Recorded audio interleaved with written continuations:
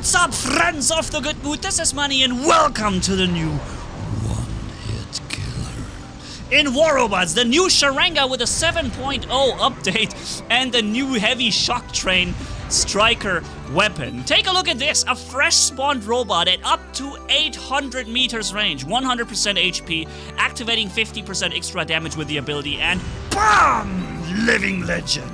The guy just spawned there, okay, with a fresh robot, and he's just like, whoop, and that was it. That is going to happen a lot in this video, ladies and gents. Hopefully you're ready for it. Hopefully you're looking forward for some fun and action, and I'll be the one giving it to you. So let's go for it. Here's the stats, here's the description for those who want to read it and see it and stop the video at this point. But what I want to do is this. Boom! A fully freshly spawned Oming, 30% claim to his health. That is my claim that I lay to it. Let's walk out here again, and boom! Another 30%. And he's like, what the heck is even doing this to me? Because the hit is so fast, sometimes you don't see what happened, and you look at your health like, hey, whoa, when did that happen? Yeah, so it happened here, right there, with Manni-Gaming. So yeah, there's another dude, boom, down to last stand in one hit. Not even the drone could react so fast to give him a shield before that last stand went away. And here he starts, bam, bye! That was an ouchun, ladies and gents. He didn't activate his flight because he only activates it after he reaches his high altitude, which means for me, I had a lot of fun with that guy before he could do anything. Alright, in the meantime, this is the crazy thing, these 800 meters range, you could just hit everyone from everywhere. 800 meters, this is crazy, this is completely nuts. Activating double damage, ups, and down to last stand. Actually, not double damage, 50% more damage is the ability activation. This guy, pum! Yup, that was a little gap. I gotcha. Right there, man. This guy's activating his leech ability. No, his Ares ability. I could now, and that's what I was waiting for. I would have now timed him out with a force phase shift thingy, but he wasn't actually firing at anybody with his ability. So I was like, okay, no need for a timeout then. Let's do a chain overkill right here, okay? Get ready for it. Ready for it, and boom! Did you see that, guys? Let's go back on this. I'm coming around the corner. I'm aiming at the Arthur. He doesn't have his shields up right now, so I can actually hit him. Pam, hit him, and you see the chain over to this guy, to the Hize from the side. Bam! Wait, it wasn't a Hize, it was a Spectre. And the Spectre got completely deleted by that shot. And also the Arthur almost died from it as well. So that was just crazy. And look, boom! Oh man, I'm not even sure what Titan it is that I hit over there. I think it's also another Arthur, and I hit him in the side or something, yeah. And boom! Oh gosh. This damage is just completely brutal, dude. And I think, hold on, there's a nice ouchun. No, Oming up in the air, waiting for the damage boost, and boom! Oh, this is just too good. I think this is exactly the amount of health that a max Oming takes. That is right in front of me. Oh, we have somebody coming around the corner here. But he's already getting taken care of, so I don't have to worry about this. Let's keep going.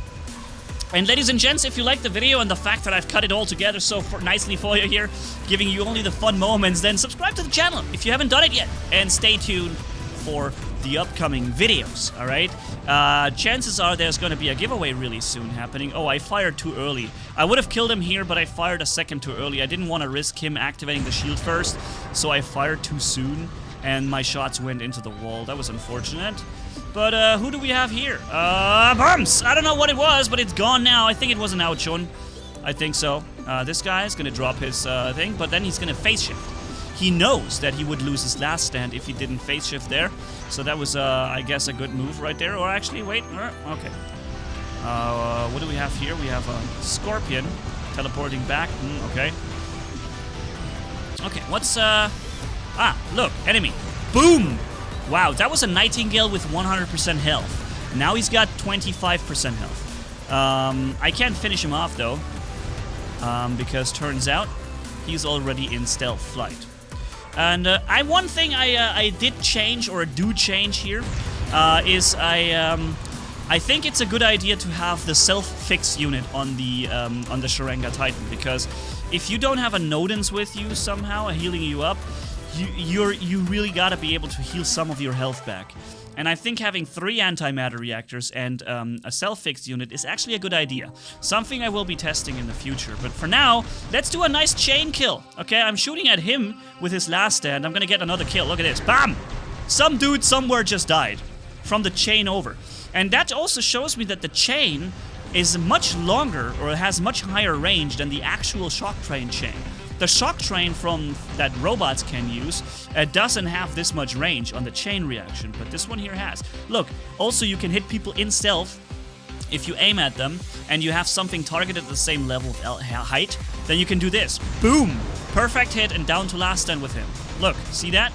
He took a full hit to the face right there even though he was in stealth and I didn't have the quantum sensor. I was just able to aim at him this way. I'm waiting for him to come up, and as you see, I got suppressed just in the moment where I needed to hit him there. But that's okay. We have an... oh, wow. Lots of health on Daddy Lucan with his... or Lycan with his invader, but he got hit twice while he was in the air. I timed out this dude. I'm calling the ability timeout, where you... phase exile, I think it's called, right? I think it's called the phase exile, where you basically just force a phase shift onto the enemy, whether he wants it or not. And it's going to be a 5-second long phase shift. But in this case, I call it timeout because that is a much better, in my opinion, description for it. And this guy, boom, down to cloaking unit, but unfortunately I was suppressed. During the moment I fired, I was suppressed, so... And now I find myself in a pretty bad spot, taking a lot of damage, being suppressed again. Unreal. That frickin' Nightingale has to go. Thankfully, it went. So, 1 kill. Boom! 2nd kill. You've seen this in the intro, right? Boom! 3rd kill coming in now. Tsang! Beyond godlike. And because it's so much fun, let's go with Voost down to nothing. That was the old shock train bug that still happens. I didn't hit his physical shield yet. Somehow the hits didn't count. And every Arthur... Oh, look at this guy! Over in the 750 meters range. Voost down in 1 hit. Living legend. What a brutal setup this is. Seriously. I knew that the Hawk was going to try and get me here as soon as he gets the chance. I'm coming in from the side. Bam! And I think I double hit them. Yeah, I think I just took down the Arthur shield in the distance. Look, there's 2 Arthurs. And one of them, they have the other one has the shield still. And now the shield broke due to my chain reaction from him. So that was cool. Can I hit this guy here, or is he invincible? Nope. He's one of those people who's invincible. You can't hit him. You just cannot hit him with a shock trained weapons. In this case, the striker. Doesn't work. And now to show you what happens if you try to fight people in short range with a sniper weapon, this is what's gonna happen. You get absolutely squished, like you were nothing. You got no chance in short range. But you have a lot of chance in long range. Boom! Dirty Heidi. Not Dirty Harry. Dirty Heidi. Yeah. And bam! Perfect hit, no physical shield on him, and 0 damage. It's the old shock train bug again that I'm showing you clearly here with a zoom in. Auto aim, fire, bam, perfect hit, no shield, no nothing, 0 damage. It's a Hawk, that's why. Hawks and shells even without the shields often have this effect. And in this case, clearly you could see that the bug is still there. Although I haven't seen it in the last day. When I played yesterday, I didn't see it. Maybe it was fixed now between recording this and yesterday. But my bet is it's still there. My bet would be still that the bug is still there. And if it's still there, then Pixonic, I hope you're going to take care of it, because this is a very, very annoying bug to deal with. Fully charged shock train or striker hits dealing 0 damage.